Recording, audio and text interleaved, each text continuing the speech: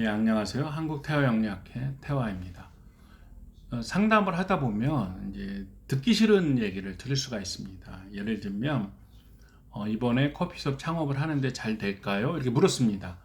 예, 근데 뭐 사주 상담과 이제 타로나 이제 역학적인 점학, 뭐 육효나 육임이나 또 뭐 사주를 점처럼 보는 방법들도 있습니다. 그러다 보면 이제 결과가 안 좋게 나올 수도 있습니다. 그래서 좀 어렵습니다. 이렇게 나올 수가 있죠. 그러면 듣는 사람도 기분이 나쁘겠죠. 왜냐하면 뭐 내가 준비를 해서 하는데 뭐 좋다는 말을 해줘야지 왜 저런 말을 할까 이렇게 생각할 수도 있어요. 충분히 이해가 됩니다. 충분히 이해가 되는데 그래도 상담하는 사람이 이제 뭐 거짓말을 하면 안 되잖아요. 나온 대로 이렇게 이야기를 드립니다. 그럼 받아들일 때 기분이 나빠서 반발할 수도 있죠. 예를 들면 왜 이렇게 못 봐요? 뭐 이건 아닌 것 같아요. 뭐 이럴 수도 있죠. 실제 들은 말입니다. 다 이해하죠. 예, 있습니다. 또 이런 적도 있습니다. 그분은 좀 큰 약간 회사, 기업체를 운영하는 분인데 상담을 하는데 저희 회사가 어떻게 됐냐 그래서 제가 아주 안 좋아진다, 접을 수도 있다 이렇게 얘기를 했습니다. 근데 그분들이 화를 확 내면서 아니 상담을 하면 회사를 바로 잘 되게 할 수 있는 방법을 말해줘야지 무슨 그런 말을 하냐 막 이렇게 화를 내더라고요. 제가 이렇게 말을 했습니다. 저는 운세 상담을 해주는 사람입니다. 경영도 경영 진단이나 경영 상담을 하지 않냐. 그러면 거기에 대해서 있는 대로 말을 해주는 거지. 예를 들어서 내가 상담료는 좀 받았지만 회사를 이렇게 운영한 건 당신인데 내가 회사가 어떻게 되냐는 운적인 걸 말해주는 거지. 그 돈 뭐 얼마 받았다고 당신이 수년간 망친 회사를 갑자기 뿅 하고 내일부터 잘 되게 하는 그런 방법을 말해주는 사람, 그런 하나님 같은 존재는 아니다 이렇게 얘기를 했습니다. 우리가 상담을 한다는 것은 운세 컨설팅을 하는 거랑 똑같습니다. 그러니까 내 운이 지금 좋을 때냐 나쁠 때냐, 앞으로 상승을 할 때냐 하강을 할 때냐, 이것을 이제 우리가 컨설팅을 받는 것이죠. 컨설팅. 물론 이 전제 조건이 있습니다. 상담하는 사람이 충분히 학습을 해서 경험이 있어서 잘 상담을 한다는 조건이 있긴 하지만, 그래도 우리가 보통 선생님이라 믿었을 때 그 상담을 하는 이유는 그 운적인 거를 상담받기 위해서입니다. 이걸 꼭 명심하셔야 돼요. 듣기 좋은 소리를 듣기 위해서 상담하는 것이 아닙니다. 이걸 꼭 명심하시면 도움이 됩니다. 상담이 굉장히 도움이 되고요.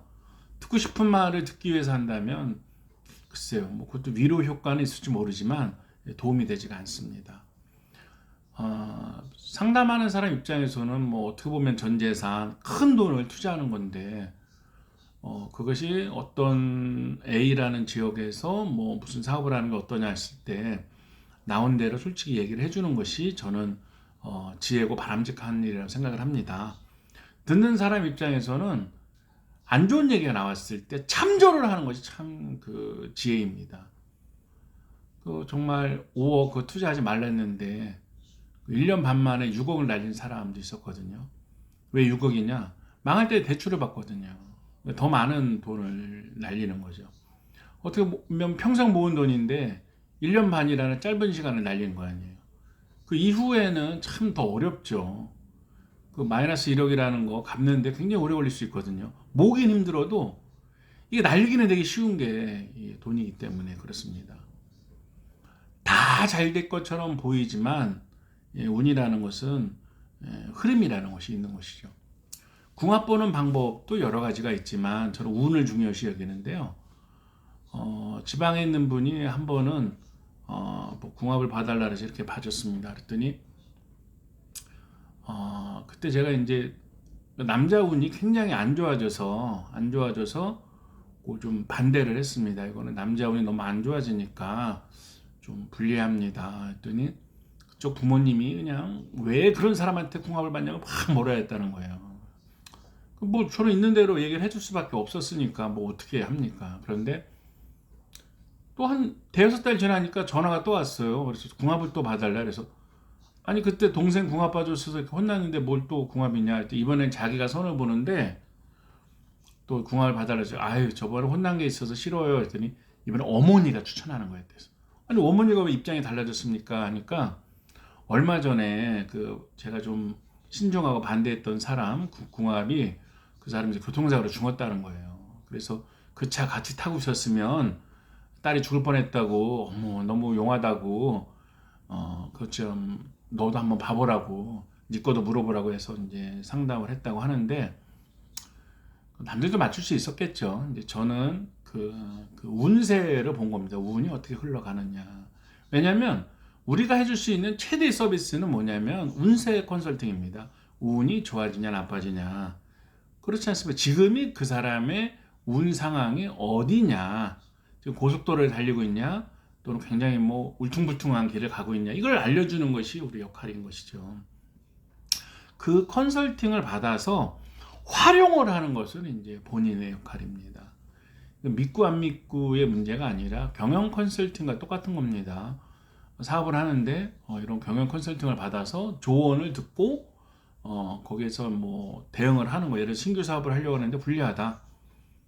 그럼 불리하다는 기분 나쁘다고 들을 게 아니라 그럼 좀 어떻게 변화를 시킬까?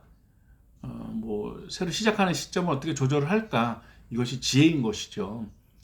그러니까 손님들 입장에선 컨설팅을 받는다는 입장으로 접근하면 정말 큰 도움이 됩니다. 컨설팅. 정말 명리학이라는 또 역학이라는 주역이라는 어떤 동양의 지혜의 학문을 가지고 정말 이렇게 컨설팅을 받는다. 그러면 정말 그 도움을 받을 수 있고요.